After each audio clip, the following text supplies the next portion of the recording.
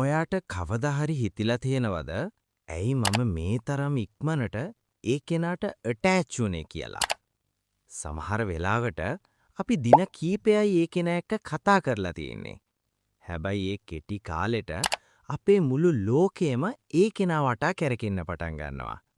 පස්සේ ඒ කෙනා අපිව දාලා ගියාම දැනෙන ඒ වේදනාව දරා ගන්න බැරි තරම් ලොකු එකක් වෙන්නේ ඇයි?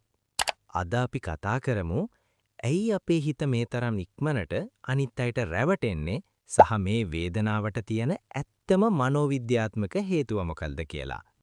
අපි හුඟක් වෙලාවට කෙනෙක්ට ඉක්මනටම ඇටෑච් වෙන්නේ ඒ කෙනා නිසාම නෙවෙයි.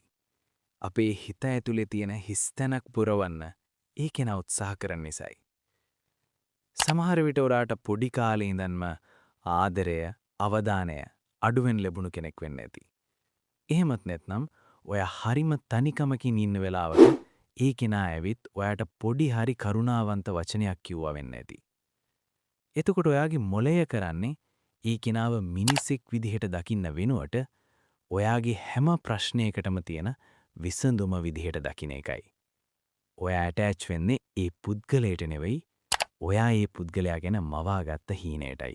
මනෝවිද්‍යාත්මකව බලද්දී කෙනෙක් එක්ක කතා කරද්දී අපේ මොළයෙන් ඩොපමයින් කියන සතුට දෙන රසායනය නිකුත් කරනවා. විශේෂයෙන්ම තනිකමෙන් ඉන්න කෙනෙක්ට මේක හරියට මත්ද්‍රව්‍යයක් වගේ. ඒ කෙනාගෙන් එන එක මැසේජ් එකක්, එක කෝල් එකක් ඔයාගේ දවසම සතුටු කරන්න පුරුවන් තරම් බලවත් වෙනවා. හැබැයි මේකේ භයානක පැත්ත තමයි ඔයාගේ සතුට තීරණය කරන රිමෝට් එක ඔයා නොදැනුවත්වම ඒ කෙනාගේ අතට දෙන එක. එතකොට ඒ කෙනා මැසේජ් එකක් නොයවන හැම තත්පරයක්ම ඔයාට දැනෙන්නේ මහා ලොකු වේදනාවක් විදිහටයි. ඇයි ඇය දාලා ගියාම අපිට මෙච්චර රිදෙන්නේ?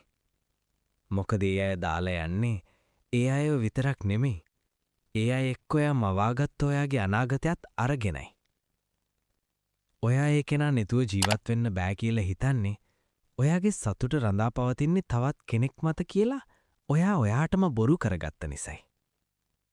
හැබැයි මතක තියාගන්න, ඔයා ඒ කෙනා හම්බෙන්න කලිනුත් ජීවත් වුණා.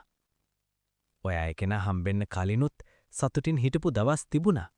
ඉතින් මින්පස්සේ කෙනෙක්ට ඇටච් වෙන්න කලින් මුලින්ම ඔයාටම ආදරය කරන්න ඉගෙන ගන්න. ඔයාගේ හිතේ තියෙන හිස් තැන තව කෙනෙක් ලබා පුරව ගන්න උත්සාහ කරන්න එපා. මතක තියාගන්න. ඔයාට වැඩියෙන්ම ආදරය කරන්න පුළුවන් එකම කෙනා ඔයාම විතරයි. ඒ ආදරේ ඔයාට කවදාවත් අහිමි වෙන්නේ නැහැ. ඔයාට කතාවත් මේ වගේම නම් පහලින් කමෙන්ට් එකක් දාන්න. මම මේ හැම එකක්ම කියවනවා. අපි තව දවසක හම්බෙමු. පරිස්සමින් වෙන්න.